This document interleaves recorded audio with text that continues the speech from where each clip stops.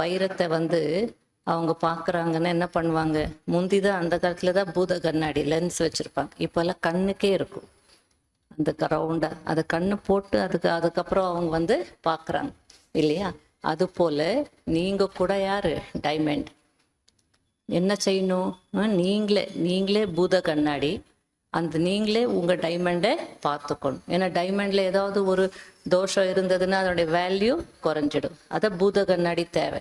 அதனால் நீங்களே ஒரு பூத கண்ணாடியாக இருக்கீங்க, மேக்னிஃபையிங் கிளாஸு.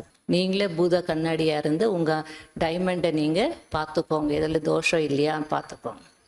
அதாவது என்ன தோஷம், வைரத்துக்குள்ளே எனக்குள்ளே கொஞ்சம் கூட தேக அபிமானம் இல்லையா பார்த்துக்கோங்க. எவ்வளோ தேகாபிமானம் இருக்கோ அதுக்கேற்ற மாதிரி மதிப்பு குறையுது. எவ்வளோ ஆத்மாபிமானி நிலையில் இருக்கிறோமோ அவ்வளோ மதிப்பு கூடுது இல்லையா? ஏன்னா குணங்கள் இருக்கும், இதில் குணங்கள் இல்லை.